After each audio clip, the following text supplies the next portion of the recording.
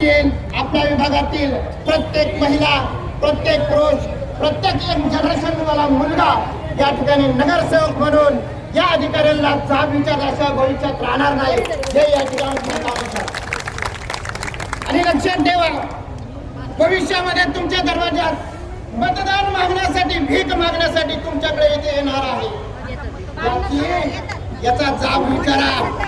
मला ज्या वेळेला माझ्या घरामध्ये तांब्यावर पाणी मिळत नव्हतं त्यावेळेला तू कुठे गेला होतास, कुठे गेली होतीस, तुला त्यावेळेला तुमच्या दरवाजातून हाकलून लावा हे सुद्धा मला ठिकाणी सांगून सांगायचं.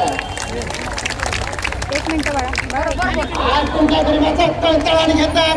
काही लोकांची नोकरी गेली, कुणाचं कामधंदा गेलेला आहे, याची भरपाई देणार आहात काही लोक या ठिकाणी देणार आहात का?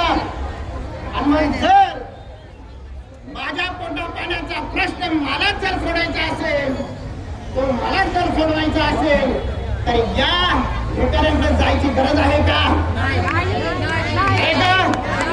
आणि म्हणून तुम्हाला स्वतःला खंबीर उभं राहायचंय या व्यवस्थेला जाब विचारण्यासाठी.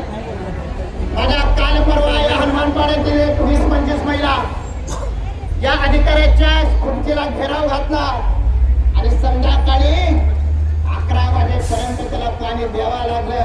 ही ताकद त्यांच्यामध्ये आहे. आणि त्या 20-25 या 500 महिला या ठिकाणी आलेल्या आहे आणि पाणी घेऊन गेल्याशिवाय आपल्याला इथून जायचं नाहीये. जायचंय का? पाणी घेतल्याशिवाय जायचं नाही. आणि आमचं पाणी बंद का केलं याचा जाब विचारल्याशिवाय राहायचं नाही हे लक्षात ठेवा. तुम्ही बघितलं असेल या मुरुड विभागामध्ये अतिशय प्रचंड असं वेगाने विकास सुरू आहे. उंच उंच इमारती उभी राहतात. त्या ठिकाणी एका इमारतीमध्ये 500 ते 800 लोक कुटुंब राहायला आले. त्यांना 24 तास पाणी आहे.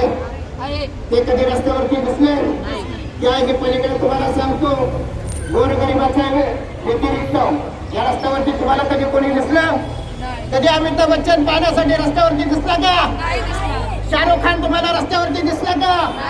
सलमान खान कधी पाण्यासाठी भीक मागायला रस्त्यावरती आलाय का? या टीव्हीवर